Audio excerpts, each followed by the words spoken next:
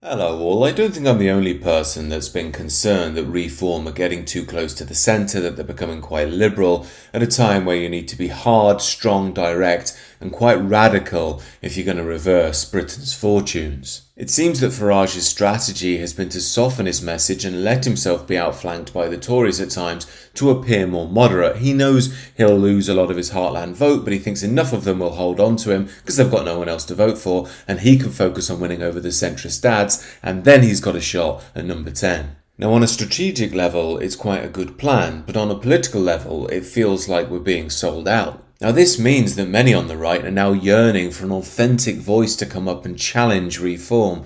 Yet there's so much infighting on the right, there are so many egos, and to be blunt, maybe things still aren't bad enough yet for that one unifying voice to come forth. And as each week passes, the Tories show again how they're nothing more than total sellouts, still stuck in 2015 trying to impress the BBC and the Guardian because they have a Nigerian leader. And when it comes to the Labour Party, well, where do we even start? We are now totally in the full throes of the multi-culti liberal tyranny, and it just gets worse by the day. I mean, these people despise what Britain truly is. They despise the people in Britain unless they're, the Owen Jones, illegal immigrant Muslim types. Then they're the best thing since sliced bread, apparently, and we all have to basically celebrate them by mandate. And if you try and complain about any of this, they've just censored your speech. And when Nigel Farage rightly stands up to that, they compare him to a child abuser.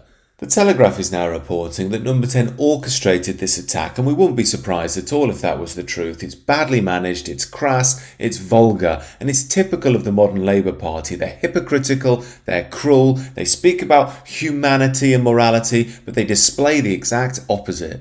And it doubly annoys me because it makes me sympathise with Nigel Farage and Reform, who don't really deserve it at the moment. But when they're standing up for the right thing and they're showered so appallingly with opprobrium, it's hard not to sympathise. And all of this makes me think, is there some 4D chess that the globalist system is playing here to make us vote Farage and think we're rebelling against the system while just getting more of it in the long run? I know it sounds conspiratorial, but stranger things have happened. And when you look at the modern Labour Party, they're almost beyond parody. They're almost fiction. Case in point is this woman, a Thangam Debonair.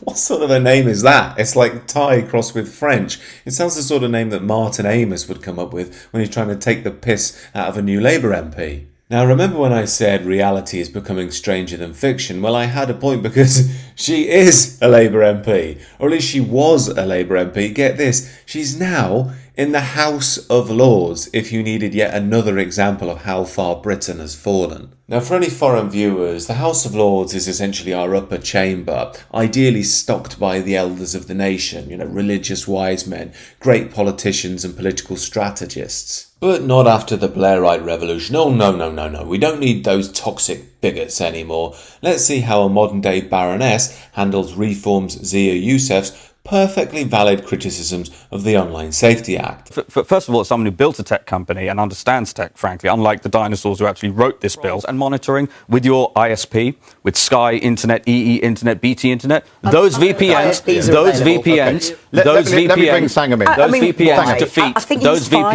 defeat. Okay, let's all talk at the same time because that's no good for anyone.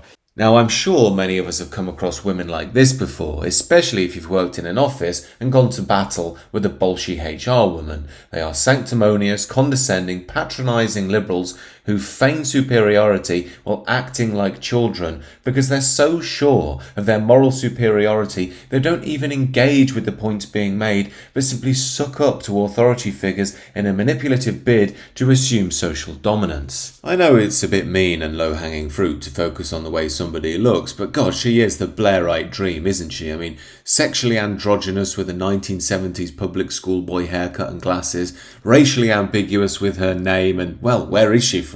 Apparently she's got an Indian, Sri Lankan and English background, but I can't get away from the thought that a BBC Blairite casting director would jump at the chance to cast her in the lead role on a new series on Margaret Thatcher. And that name as well, it's just the perfect Blairite UK name, the ethnic first name with the upper middle class surname with a French twist. I mean, even the name itself screams cosmopolitanism and challenging boundaries. Yeah, let's go down to Pratt and get a cappuccino. Oh, dear Lord. Sorry, I'm going off on one of my weird tangents. The point is that this woman exemplifies everything wrong with the modern Labour Party. They're obnoxious, they're sanctimonious, they're crass, and again, it makes you sympathise with reform. It hurts having this Labour Party in control. It physically hurts.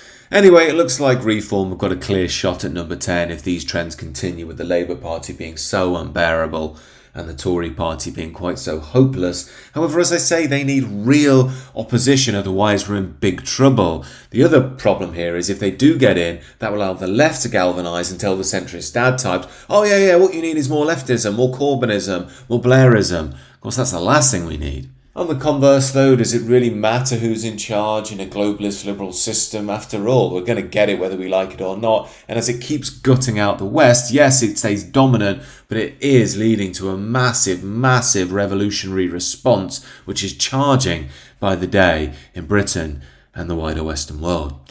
Anyway, these are some of my thoughts. Do let me know what you think down below, and do consider subscribing to the channel if you know.